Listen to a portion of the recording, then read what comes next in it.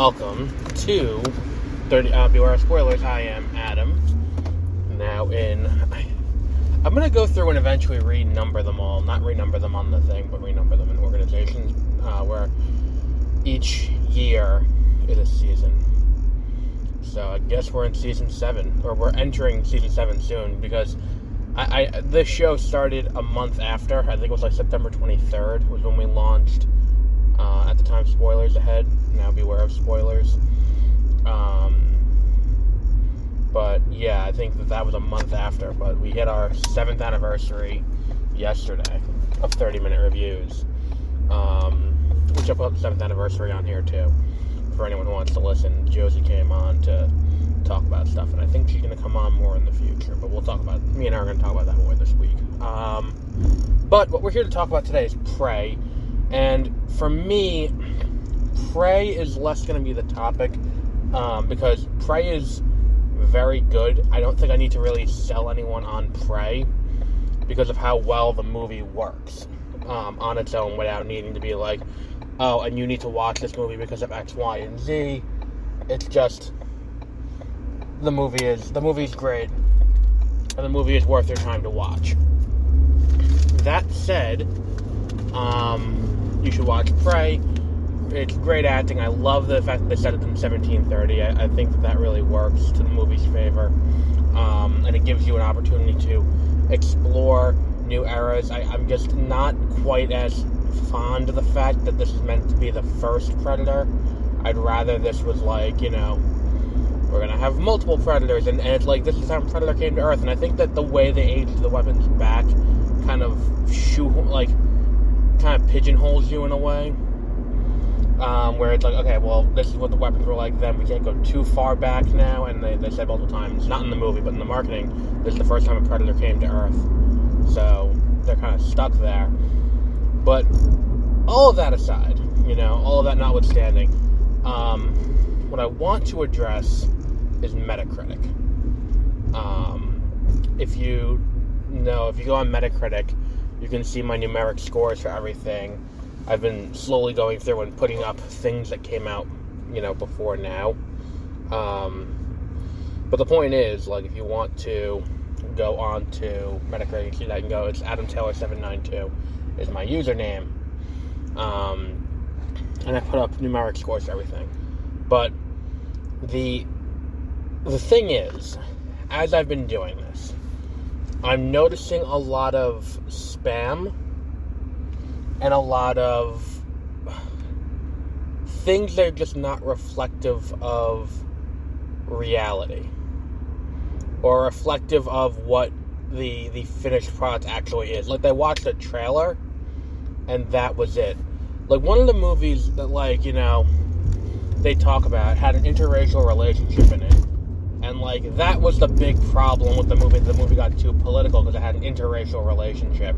And aside from the fact that this is written in the year 2021 or 2022, and not, 1965, is that, oh, it was Timmy. Oh, that's the line then. It's the fact that Zoe Kravitz is dating a white guy in the movie. That's the problem with this movie. That's where it gets political. It's that, not the, the surveillance state corporatocracy, I think is how you pronounce it. Corporation runs things, in so much as that's the story of the movie, where we get this movie about a cover-up with, Amazon, after the CEO kills someone, and an Alexa-like device catches it, and she works for a company and tries to bring it, to people's attention, so that way it can be investigated and no one takes it seriously, because, they want to cover it up. And the way that whole thing kind of works, where it's like, first of all, if you are so incensed by a person of color, or a non-white person in a role, or a woman having autonomy in a lead, or anything like that. I saw someone on the Prey one, they called the lead, I forgot her name. I watched it yesterday, and I started marathoning Sandman today. or I watched it Friday night and then started marathoning Sandman yesterday and today. They called her a Mary Sue, and I'm like, I don't think that this character qualifies as a Mary Sue.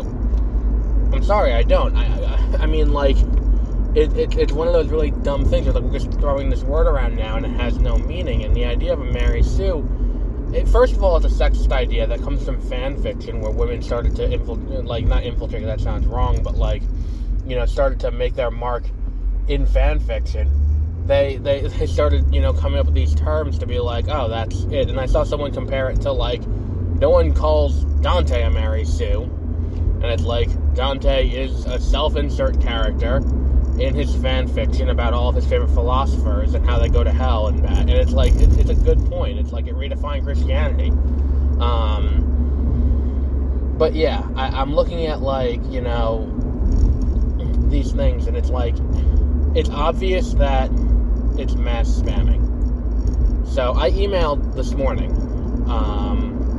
I emailed Metacritic, and I said, well, why don't you verify that people have watched the movie, or played the game, or done something of that measure? Because we're at a point now where everything is kind of logged. Like, if you go to the movies, unless you go to your local movie theater and you buy the ticket in person, and it's not part of a major chain that is part of an app reward program, then you have a digital record of going to the movies to see that movie. Like, if I go to the movies and use my AMC card, even if I don't buy it in the app, I still have a record saying, oh, I went to see Bullet Train. Like, if I went to the theater and bought the ticket and used my AMC rewards card, I still would get the same thing. But if I went to my local theater, then I wouldn't get that. So, at this point, everything has a trail. There's a trail and everything. Why does Metacritic not integrate in with that, with Xbox Live, with PlayStation Plus, with, you know, Nintendo Switch Online? To be like, okay, this person actually watched, listened to, played, etc. this work. And they're coming to it having done that. In the same way that if a critic didn't watch a movie and then decided to do a review of it, you wouldn't believe it. And that kind of is where it comes down to for me with Metacritic, is that it's like there's very obviously no desire to fix that problem. There's very obviously no desire to fix that problem. And it is kind of a problem.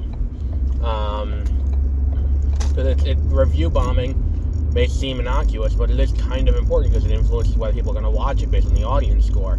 And people will point out, well, the audience score is this, the critic score is this, the critics are in with the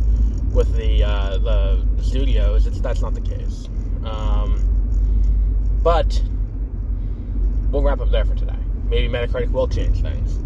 I'll be interested to see if they ever reply to my email. I don't think they will. I'm not holding my breath. But if they do reply to my email, you will hear about it here. And we will discuss that. Tomorrow morning we have Sandman. Hopefully I can finish the show tonight. And then this weekend, I don't know what's in the theaters. I gotta email AMC and be like, well, what the fuck? When are you finishing the renovations? Because that's holding me up a little bit. Otherwise I'll have to start going to Regal. But more on that later. So, until our next episode, have a great rest of your week.